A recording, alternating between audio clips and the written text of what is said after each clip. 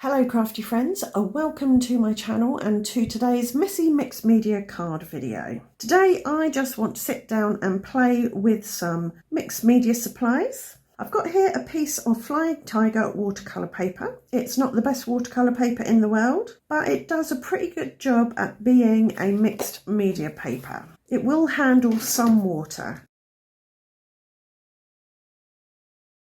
I've drawn a pencil mark halfway across my piece of paper so that I've got an idea where to put things.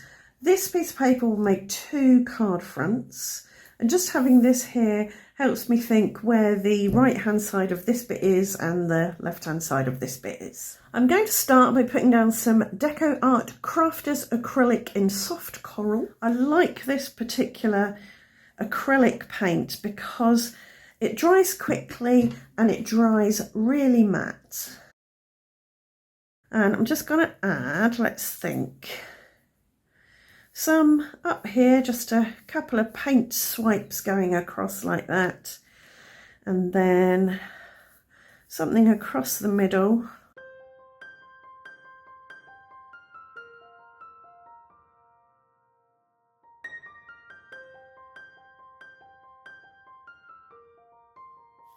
And I'm going to pick up the excess paint and paint it on a bit of scrap paper. No waste. So now I've got a bit of white, so I'm going to pick that up and brush that over, and that will just knock back some of that bright orange a bit. So this white is actually quite creamy. That's okay. And I'm going to blast that with my hairdryer just to get it to dry nicely. Got some raspberry jam luscious powder here that I'm going to put on my mat. I've put a bit of water on my mat already so it will capture the powder and stop it blowing away.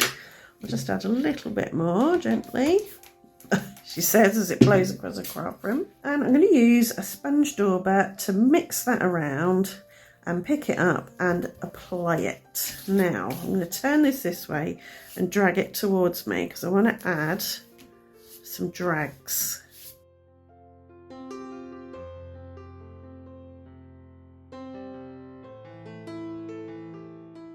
And I'll dry that with my hairdryer. So now we've got some lovely shimmery, shiny, purpley colour on top of that orange. I want to bring in a lovely pop of contrast by adding some black blobs. So I've got a grungy, blobby mixed media stamp here, and I'm going to load it up with StazOn. And I'm using StazOn because I want my inking to be waterproof quite quickly. Doesn't matter if I don't get a perfect impression. The stamps are grungy, the paper is textured, but it'll give a nice effect, I think. So I'm just placing these in a visual triangle. So I've got 1, 2, 3 on this card, and I'll have 1, 2, 3 on this card.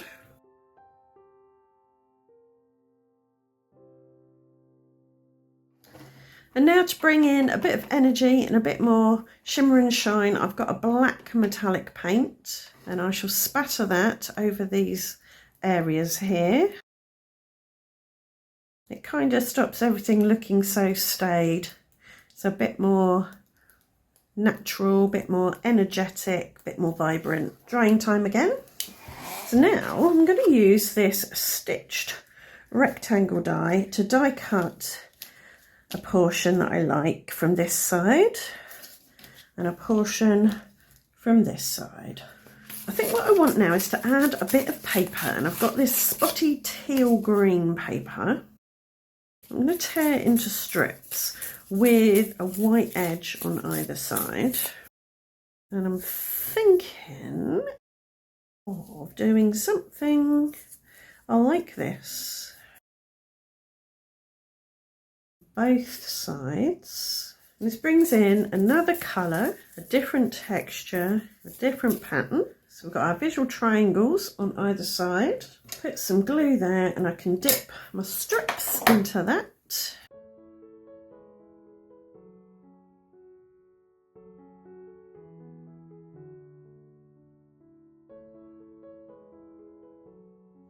I'll just snip off the overhanging bits.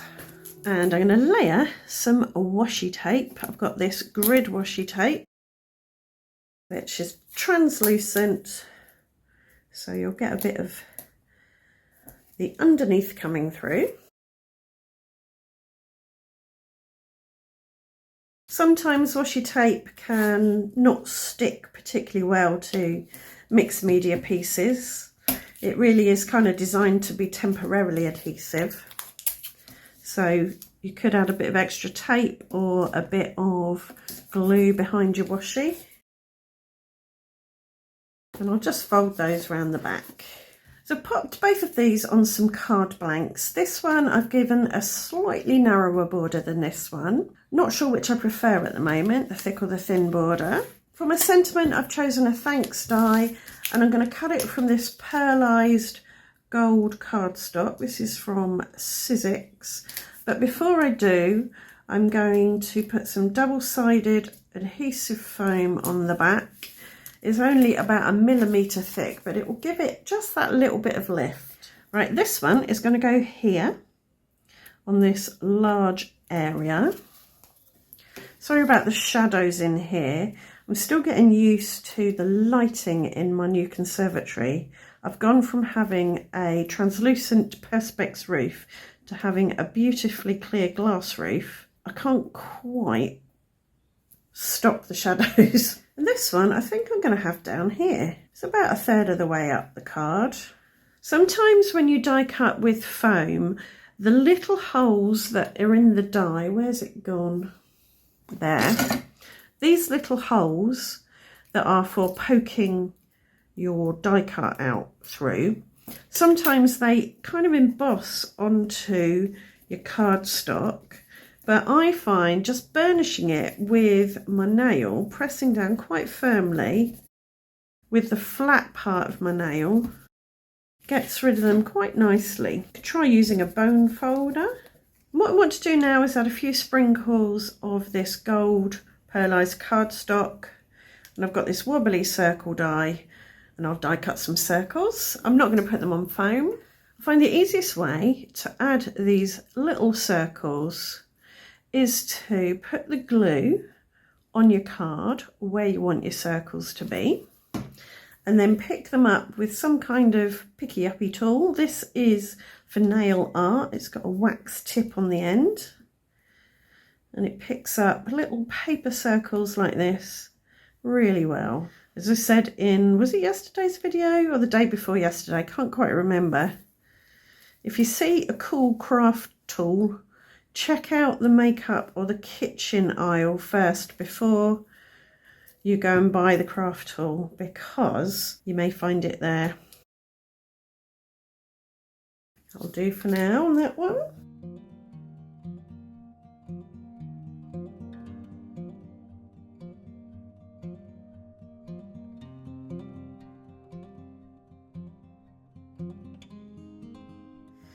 And there you go, 2 very messy mixed media cards, just made by playing with supplies. I didn't really start out with much of an idea where I was going, and they're not going to be to everyone's taste, these kinds of cards, but what card is?